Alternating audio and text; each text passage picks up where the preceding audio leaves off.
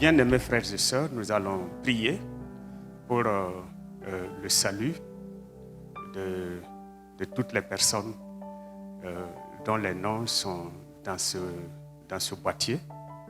Nous allons prier pour que l'évangile soit annoncé à tous les villages, partout, dans toutes les villes, dans tous les quartiers, dans toutes les familles mentionnées dans ce boîtier. C'est notre devoir de prier pour le salut de ces personnes. Prions. Nous voulons, Seigneur notre Dieu, te dire merci. Merci parce que tu nous as aimés et cet amour nous a été révélé par le témoignage d'autres personnes et qui n'ont pas hésité à se donner eux-mêmes leurs ressources et qui ont donné de leur temps afin que l'évangile nous soit annoncé pour que nous soyons aujourd'hui des hommes et des femmes réconciliés avec toi. Nous sommes devenus des enfants de Dieu. Nous sommes devenus le peuple de Dieu. Nous sommes des rachetés et nous avons part avec toi dans le royaume des cieux. Seigneur Jésus, merci pour le don de ta vie. Nous prions que ce salut soit étendu non seulement à chaque personne prise individuellement, mais à toutes les familles, afin que, Seigneur notre Dieu, il y ait de nouveaux noms inscrits dans le livre de vie, qu'il y ait de nouvelles personnes qui fassent leur entrée dans le royaume des cieux. Nous prions, Père éternel, que la bonne nouvelle soit prêchée à toute la création conformément à ta volonté. Notre Père et Dieu, ta parole est oui et elle est amen.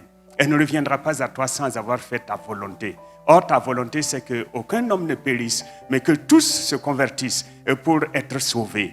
Nous prions, Seigneur, que tu utilises les instruments que nous sommes, que tu utilises chaque personne afin d'amener notre Dieu la bonne nouvelle à toute la création. Bénis, Seigneur, notre Dieu, et ses vies par le salut. Nous te le demandons au nom de Jésus, notre Sauveur bien-aimé. Amen. Amen. Nous allons faire 2 lectures, dans la parole de Dieu. Le premier, nous le lisons dans Marc, l'Évangile selon Marc, au chapitre 3. Et nous lisons à partir du verset 13, ce qui suit. Il monta ensuite sur la montagne, il appela ceux qu'il voulut, et ils vinrent auprès de lui. Il en établit 12 pour les avoir avec lui et pour les envoyer prêcher avec le pouvoir de chasser les démons. Amen. Le deuxième texte, nous allons lire dans 1 Corinthiens chapitre 9, verset 27. « Mais je traite durement mon corps et je le tiens assujetti, de peur d'être moi-même rejeté après avoir prêché aux autres. Amen. » Prions. Nous te demandons, Seigneur, de bénir ta parole, de parler à chacun de nous et de nous instruire, parce que nous voulons non seulement connaître ta volonté, mais nous voulons être proactifs, nous voulons mettre cela en action, nous voulons agir conformément à ta parole. Instruis-nous par le Saint-Esprit, nous te le demandons au nom de Jésus, notre Sauveur bien-aimé. Amen. Amen. Ce dimanche, sur nos calendriers, il est indiqué Journée des pasteurs, Journée nationale des pasteurs. Et je voudrais, à l'occasion de cette journée, présenter mes vœux au corps ecclésiastique de l'Église des Assemblées de Dieu, mais au-delà des Assemblées de Dieu, à quiconque se sent concerné par l'œuvre du Seigneur. Je vous souhaite beaucoup de courage, surtout par ces temps difficiles, que chacun de vous prenne courage, que nous puissions avancer, que nous pressions et que nous persévérions parce qu'il y a un prix qui nous attend. Il y a une récompense qui attend chacun de nous. Et nous devons courir, comme dit l'Écriture, de manière à remporter le prix. Et je voudrais partager avec vous quelques réflexions sur comment, qu'est-ce que nous pouvons faire concrètement pour remporter le prix de la vocation qui nous est adressée. Il y a un prix pour chacun de nous. Et nous savons que Jésus a promis la couronne de vie, il a promis la vie éternelle, il a promis des récompenses, mais il y a des conditions que vous et moi nous devons remplir si nous voulons y arriver. Parce qu'on peut y arriver de diverses manières, on y arrivera. Mais on peut arriver dans des circonstances ou dans des conditions telles que nous ne recevrons pas de récompense. Nous ne recevrons pas, en tout cas, la vie éternelle pour récompense. Nous serons loin de la couronne qui a été promise aux vainqueurs. Mais puisque l'Écriture nous dit qu'il y en a qui vont ressusciter pour l'opprobre éternel. Alors, que Dieu nous garde de paraître devant le Seigneur et d'être rejetés. Parce que ce n'est pas là notre vocation. Notre vocation, c'est d'être avec lui, de recevoir la couronne de justice, la couronne de la vie éternelle. C'est pourquoi nous pouvons intituler notre méditation tout simplement « Courons de manière à remporter le prix ». Courons de manière à remporter le prix. Il est évident que dans cette vie que nous menons, vous et moi, eh bien, il est important que nous devons savoir d'où nous venons. Nous devons savoir qui nous sommes. Notre identité est fondamentale. Et le texte de Marc que nous avons lu nous dit que Jésus est monté sur la montagne, qu'il a appelé ceux qu'il a voulu, et qu'ils sont venus à lui, et pour qu'il les ait avec lui, afin de les envoyer avec le pouvoir de prêcher, mais aussi de faire des miracles. Donc, nous allons regarder ce texte-là d'un peu plus près. D'abord, il est important que nous sachions que nous avons été appelés. L'appel. La certitude d'être appelé est déterminante dans la suite du mouvement, dans la suite du service. Nous ne pouvons pas être sûrs de servir, nous ne pouvons pas être sûrs de réussir si nous ne sommes pas sûrs que nous avons été appelés. Le Seigneur, la parole de Dieu nous dit qu'il a appelé. Il est monté sur la montagne et il a appelé. Cet appel était tellement important, il était si important aux yeux de l'apôtre Paul qu'il a même changé son identité. Si vous lisez dans les épîtres qu'il a écrites aux églises, il se présente habituellement comme ceci. Paul appelé à être apôtre, Paul appelé à être serviteur, Paul serviteur, Paul apôtre. Pourquoi? Parce qu'il se souvient dans son esprit, il n'y avait pas de doute qu'il a été appelé par le Seigneur. Il se souvenait certainement de son expérience sur la route de Damas que nous trouvons, dont le récit se trouve dans le livre des Actes au chapitre 9. Il s'en souvenait tellement qu'il ne pensait même plus. Une seule fois, il a fait référence à sa formation théologique. Une seule fois, il a parlé de ses origines. Mais sinon, il préfère dire... Il préfère se rappeler tout simplement, se présenter comme celui qui a été appelé par le Seigneur Jésus-Christ. Et cet appel est très important. Si nous sommes appelés, eh bien, nous sommes aussi connus, dit l'apôtre Paul aux Romains. Si ceux qu'il a appelés, ceux qu'il a connus d'avance, il les a aussi appelés, il les a prédestinés à être semblables à son Fils. Donc, cet appel doit être, nous devons en être sûrs.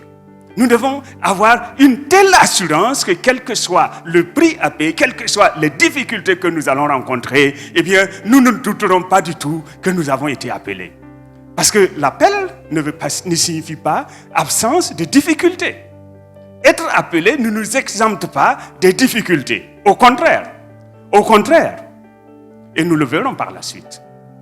Deuxième élément que nous devons connaître, eh bien, c'est que nous avons été appelés, certes, mais par qui nous avons été appelés? Et comment nous avons été appelés? Certainement, il y a beaucoup de personnes qui pensent que, bon, si Dieu m'a appelé, c'est parce que j'ai fait ci, j'ai fait ça dans l'église. Si Dieu m'a appelé, c'est parce que... Il y en a même qui pensent que leur salut là même dépend de leur origine. Je suis né de parents chrétiens, mes parents étaient des diacres, des anciens, des pasteurs, donc ils rattachent leur salut à cela. Mais l'Écriture ici nous dit que c'est un choix délibéré, volontaire, gratuit de la part du Seigneur. C'est le Seigneur, il a appelé ceux qu'il a voulu. Il appela ceux qu'il a voulu. Donc, ce n'est pas un mérite, ce n'est pas un salaire que nous recevons de la part du Seigneur, mais c'est plutôt un choix gratuit. Et ce qui est gratuit ne doit pas faire l'objet de mépris, mais non plus, nous ne devons pas non plus nous vanter. Et le savoir nous aide aussi à marcher dans l'humilité. Si nous avons été appelés gratuitement, d'où vient donc l'orgueil qui anime beaucoup de chrétiens? D'où vient l'orgueil qui anime certaines personnes en vertu de leur responsabilité, de leur rang social dans l'Église, etc., etc. L'humilité devrait être donc la règle, parce que nous avons été appelés gratuitement. Troisièmement, eh bien, nous devons savoir qu'un élément important, le premier objectif que le Seigneur vise dans son appel, c'est les avoir avec lui. Le texte nous dit qu'il en appela 12 pour les avoir avec lui. C'est d'abord ça et avant tout ça. Certains oublient ce détail. Ils ont été appelés, bon, certes, mais ils oublient que normalement, que l'objectif que le Seigneur vise en appelant des personnes, c'est de les avoir avec lui. C'est-à-dire qu'une relation personnelle avec Dieu est plus importante que tout le reste. D'ailleurs, tout le reste dépend de ça. Puisque si le Seigneur si nous ne sommes pas rattachés au Seigneur, et vous savez, nous connaissons tous ce texte et nous le répétons sans cesse, comme un disque rayé pourrait-on dire. Mais nous nous rappelons que le Seigneur dira tout simplement, sans moi, vous ne pouvez rien faire. Si le cep n'est pas rattaché si le sarment n'est pas rattaché au cep, il ne peut pas porter du fruit. Donc, cette relation doit être l'objet de toute notre attention. Nous devons veiller et encore veiller sur cette relation. Parce que tout dépend de cette relation. C'est le Seigneur qui est à l'origine de tout. C'est par lui que nous pouvons faire ce qu'il nous demande de faire. Sans le Seigneur, nous ne pouvons même pas obéir. Alors, donc, nous devons cultiver cette relation et nous devons la mettre, sa qualité devrait être la priorité des priorités dans notre vie de tous les jours. Ne faisons pas comme certaines personnes qui courent et qui, une fois appelés, sont partis et ne se souviennent jamais de celui qui les a appelés. Ils n'ont plus de relation avec le Seigneur. Il y a beaucoup de gens qui sont tombés dans le piège de l'activisme. On travaille et on n'a même plus le temps d'écouter le Seigneur. On travaille, on parle, on court et on n'a même pas le temps de prier le Seigneur, ni lire la parole de Dieu. Comment alors pouvons-nous entretenir une bonne relation avec lui?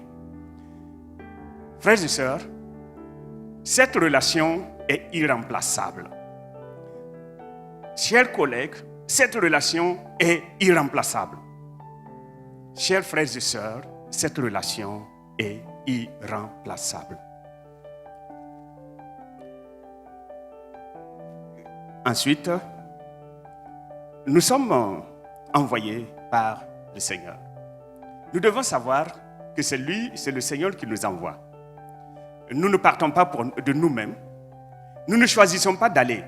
Bien sûr, il y a des gens qui ont appris à faire les choses, à courir sans attendre la mission. Il y en a qui ne sont pas envoyés. Alors, quand on court, on arrive à la destination et l'on se rend compte qu'on n'a pas reçu la mission, qu'on n'a pas été envoyé. Qu'est-ce qu'on peut faire? On ne peut pas réussir cette mission-là. Une mission que nous n'avons pas reçue, nous ne pouvons pas la réussir. Et il y en a qui courent comme ça. Il y en a qui ne savent pas, n'attendent pas d'être envoyés par le Seigneur. Regardez qu'est-ce qui s'est passé. Le Seigneur a appelé ses disciples dans sa première année, les premiers mois de son ministère terrestre. Et il les a gardés avec lui.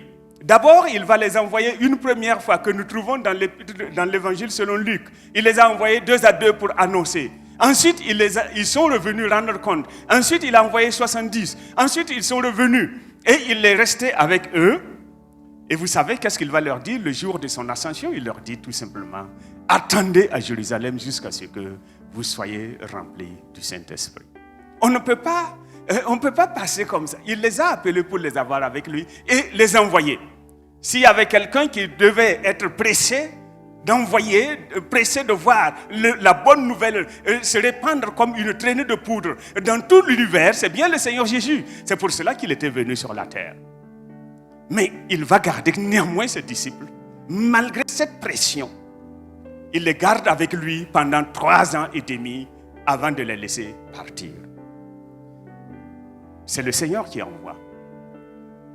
Et quand il envoie, nous pouvons être sûrs qu'il est avec nous. Quand il envoie, nous pouvons être sûrs qu'il va nous accompagner. Quand il nous envoie, il nous donne les indications, il nous donne les ressources pour y arriver. 5e, nous devons prêcher. Il y a une mission. Il ne nous envoie pas juste pour nous promener. Il ne nous envoie pas faire n'importe quoi. Il ne nous envoie pas juste pour perdre du temps, pour aller nous reposer. Non. Le texte nous dit qu'il les a envoyés prêcher la bonne nouvelle du royaume de Dieu. Il y a donc un contenu à la mission. Il envoie prêcher la bonne nouvelle. Il envoie prêcher la bonne nouvelle. Et cela est très important. Il ne les envoie pas aller se prêcher eux-mêmes, comme beaucoup le font aujourd'hui. On ne parle que de soi-même. Moi. Notre.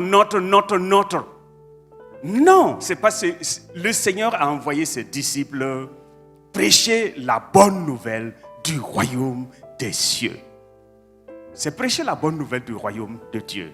Et ce royaume est ouvert à tout le monde. C'est le royaume que Dieu lui-même a établi pour accueillir tous ceux qui croient en lui, tous ceux qui se répandent et qui se détournent de leur mauvaise voie pour se tourner vers lui. Ils sont admis dans le royaume. Donc, ne faisons pas comme certains qui sélectionnent même les personnes à qui elles vont prêcher. Ah non, vous là, allez plutôt de l'autre côté. Ici, c'est. Non. Le royaume des cieux, la Bible dit, le Seigneur Jésus l'a enseigné en parlant de la parabole du filet. Il dit que le pêcheur est allé. Il a jeté le filet, il a ramené sur la berge tout ce que le filet a capturé. Tout ce qui a été emprisonné par le filet, il les a amenés sur la berge et il s'est assis là et il a commencé à trier. Il ne faut pas trier pour jeter le filet. Sortons et laissons le Seigneur trier. Et n'oublions pas l'autre parabole.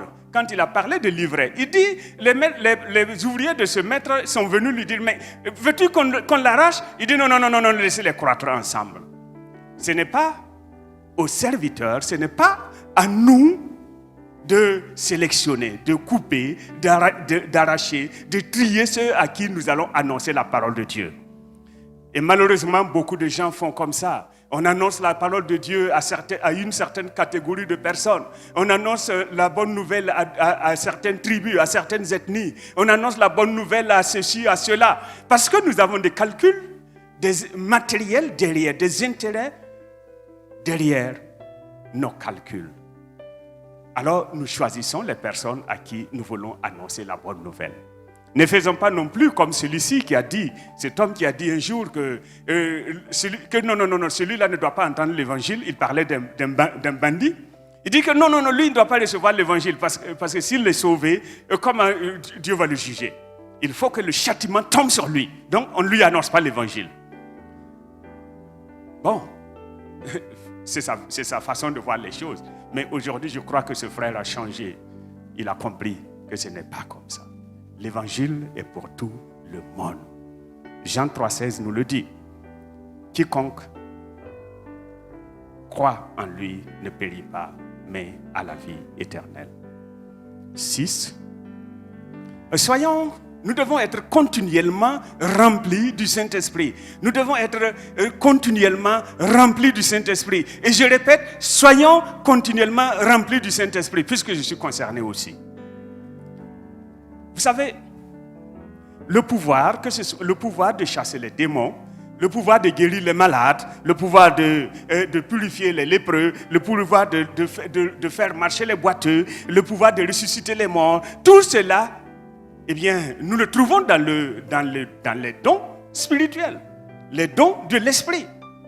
Donc, si nous sommes continuellement remplis du Saint-Esprit, alors nous pourrons aller avec la puissance de Dieu pour annoncer la bonne nouvelle à toute la création, avec le pouvoir de chasser les démons, avec le pouvoir de faire tout ce qu'il peut y avoir comme miracle et prodige. Vous savez, le Seigneur a dit à ses disciples, attendez et vous recevrez une puissance, le Saint-Esprit, lorsqu'il surviendra sur vous. Lorsqu'il viendra sur vous, lorsqu'il vous remplira, alors vous serez mes témoins dans Jérusalem, dans la Judée, dans la Samarie et jusqu'aux extrémités de la terre. Donc, nous devons être continuellement remplis du Saint-Esprit. Et l'apôtre Paul dira, ne vous enivrez pas de vin, c'est de la débauche, mais soyez continuellement, soyez toujours remplis du Saint-Esprit. Parce que si nous sommes remplis du Saint-Esprit, eh bien, que tu sois pasteur, que tu aies été appelé à un autre ministère, que tu aies été appelé à un autre service, à un niveau de service, eh bien, rempli du Saint-Esprit, continuellement rempli du Saint-Esprit, marchant toujours dans le Saint-Esprit, eh bien, nous allons voir les miracles qui suivent, comme il a été dit. Voici les miracles qui vont suivre. Marc chapitre 16, versets 15 et 16. Donc, nous avons besoin de marcher et d'être remplis continuellement du Saint-Esprit, nous qui avons été appelés. Parce que même pour nous maintenir dans le salut, nous avons besoin d'être remplis du Saint-Esprit. Nous ne pouvons pas nous passer du Saint-Esprit. Nous savons aussi que nous pouvons être d'accord que c'est bon. Si telles doivent être les conditions que je dois réunir pour remporter le prix de la vocation, pour recevoir du Seigneur la couronne, eh bien, je dois aussi reconnaître qu'il y a des difficultés, il y a des obstacles, il y a de l'opposition. Et notre ennemi, eh bien, qu'on appelle le diable, se ferait le plaisir de nous empêcher d'y arriver. Et nous ne serons pas les premiers et nous ne serons pas les derniers à rencontrer cet adversaire-là sur notre chemin. Vous savez, l'Écriture dit que nous avons été appelés à la paix, que nous avons été appelés à la sainteté, que nous avons été appelés pour la vie éternelle. Eh bien, mais nous savons que le diable il ruse pour nous empêcher, nous, enfants de Dieu, d'y arriver. Prenons un exemple, une illustration tirée de la parole de Dieu. Néhémie, chapitre 6. Tout le chapitre 6 de Néhémie, du livre de Néhémie, pose le problème de l'adversité et de la ruse de l'ennemi. Néhémie est un homme qui était au service du roi Assyrus. Et lorsqu'il servait le roi de Babylone, alors qu'il était grand, et qu'il a eu l'autorisation de revenir pour rebâtir les murailles de Jérusalem, eh bien, il est venu, il a commencé son travail. Mais il va rencontrer de l'adversité. Il a des ennemis qui vont se présenter, et dont les renommés, les plus populaires d'entre eux, puisqu'il est dit, et les autres juifs, les autres ennemis des juifs. Mais on a nommé expressément Sanballat, on a nommé expressément Tobija, on a nommé Geshem, l'arabe, et on a nommé, et maintenant les autres là, on les a mis dans le lot de tous les ennemis, les autres ennemis des Juifs. Ces gens vont alors d'abord menacer. Ils vont dire, vous ne bâtissez pas. Eh bien, ça n'a pas marché, ils n'ont pas pu empêcher les Juifs de bâtir, de commencer à construire. Et lorsqu'ils ont avancé dans les travaux, ils ont amené le découragement pour dire non, laissez-les, ils n'ont qu'à bâtir. De toute façon, un renard va renverser leur muraille. Le découragement n'a pas pris. Et ils sont venus maintenant avec d'autres ruses. Éloigner Néhémie du travail pour lequel il a été appelé, le travail pour lequel le roi de Babylone l'a envoyé, le travail pour lequel il s'est rendu à Jérusalem avec des lettres de recommandation, le travail pour lequel il a obtenu une permission, il a pris une disponibilité. Alors, ils vont donc lui dire, écoute, c'est pas grave, bon, tu sais, viens, on va se rencontrer dans tel village, dans un village qu'on appelle Ono. Et Néhémie pourrait, il pouvait tomber facilement dans ce piège, parce qu'ils ont dit, viens, on va se voir. Puisque nous avons appris que tu veux soulever le peuple juif contre le royaume de Babylone, eh bien viens, on va s'entendre. Comme ça, nous allons être ensemble dans le même parti. Et puis bon, ça paraît bien, intéressant. Mais Néhémie va dire non, je ne viens pas. Pourquoi dois-je m'éloigner du chantier? Si je m'éloigne, si je dois aller vous rencontrer là-bas, eh bien, le chantier s'arrêtera. Et le diable voudrait que le chantier, que Dieu nous a confié à chacun de nous, que je sois pasteur, que je sois grand ou petit, que je sois homme ou femme, qui que je sois, eh bien, le chantier que le Seigneur nous a confié, qui consiste à bâtir son royaume, à construire son royaume, eh bien, ce chantier-là va souffrir si tu laisses et si tu vas te détourner pour aller faire autre chose, pour aller à des rencontres. Vous savez, frères et sœurs, bien, il n'y a rien de nouveau sous le soleil, disent les Écritures. Rien de nouveau sous le soleil. Ce que le diable a fait avec les autres avant nous, eh bien, il essaiera de le faire encore avec nous aujourd'hui. Ce qu'il a fait avec les autres, il le fera avec nous. Vous savez, il ne change pas tellement. Peu importe le nom qu'on lui donne, il reste le serpent ancien. Peu importe les ruses, eh bien, il restera toujours le serpent ancien. Il restera le diable. Il ne va pas changer. À nous, donc, de nous inspirer de l'expérience des autres qui l'ont vaincu et pour que nous puissions aussi, à leur suite, marcher dans le chemin de la victoire. Soyons fermes comme Néhémie. Ne nous laissons pas détourner. Beaucoup d'entre nous avons pris le bon départ. Nous savons que nous avons été appelés, nous sommes à l'écoute du Seigneur, nous avons une bonne relation avec le Seigneur, nous vivons dans le Saint-Esprit, etc., etc. Mais malheureusement, on n'est pas suffisamment vigilant et on se laisse balloter, emporter, toujours dévier, on va faire autre chose. Avant de revenir, si nous faisons comme ça, nous perdons le temps. Et nous ne pourrons pas remplir la vocation qui nous a été adressée. Faisons attention. Vous savez, il y a le deuxième texte que nous avons lu, le verset 27e du chapitre 9 de 1 Corinthiens nous dit, c'est l'apôtre Paul qui parle. Et dans tout le chapitre, il va parler de son ministère. Il va parler de comment il s'est conduit dans les églises, dans l'exercice de son ministère, de son apostolat. Et il va dire, après tout cela là, eh bien, je traite encore durement mon corps de peur d'être rejeté après avoir prêché à d'autres. Et je crois que, eh bien, chacun de nous, nous prêchons l'évangile d'une manière ou d'une autre, contraint ou avec plaisir ou volontairement, que ce soit à de grandes foules ou à des petites foules ou individuellement. Eh bien, nous prêchons l'évangile d'une manière ou d'une autre. L'apôtre Paul dira que le chrétien est une lettre ouverte que le monde peut lire. Donc, d'une manière ou d'une autre, nous prêchons la bonne nouvelle. Et si nous prêchons la bonne nouvelle, eh bien, prenons soin. Parce que la finalité, l'objectif que nous visons, c'est de recevoir un jour la couronne d'entre les mains de notre Maître qui nous a appelés. Qu'il nous dise, bon et fidèle serviteur, entre dans la joie du Maître. Nous voulons l'entendre un jour, nous accueillir et dire, eh bien, vous, venez, recevez le royaume, vous qui êtes bénis de mon Père.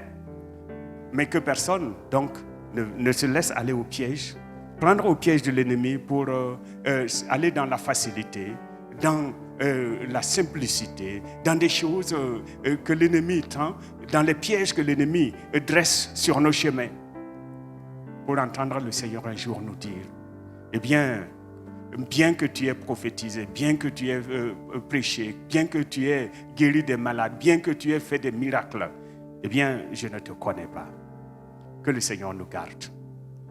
Parce que, en fait, ces miracles, ces manifestations de la toute-puissance de Dieu peut provenir de deux sources. La première, c'est Dieu. Et c'est une source honorable. Mais nous devons faire attention parce qu'il y a d'autres sources. Puisque le diable se déguise en ange de lumière aussi. Et il ferait des miracles et des prodiges pour séduire les saints, si cela était possible. Que Dieu nous aide. À chacun de nous, pendant que nous sommes sur ce chemin, pendant que nous voyageons, à chacun de nous de traiter durement notre corps et de le tenir assujetti, de peur d'être rejeté après avoir prêché aux autres. Que Dieu vous bénisse. Nous allons prier. Ta parole est la vérité. Et elle ne revient pas à toi sans avoir fait ta volonté. Elle est une source de connaissance, certes. Elle est une source de connaissance, mais aussi une source de révélation. Elle est également une source de foi. Nous te prions que tu nous aides, que tu aides mon frère, que tu aides ma sœur, que tu m'aides, afin que, nous nous enracinions dans ta parole, que nos racines poussent de plus en plus profond dans ta parole. Notre Dieu, nous prions que tu bénisses cette parole et que tu bénisses ceux qui l'ont écoutée, mais que tu bénisses chacun de tous ceux qui seront en contact avec cette parole d'une manière ou d'une autre, afin qu'elle puisse porter du fruit à la gloire et à l'honneur de ton nom. Merci. Amen.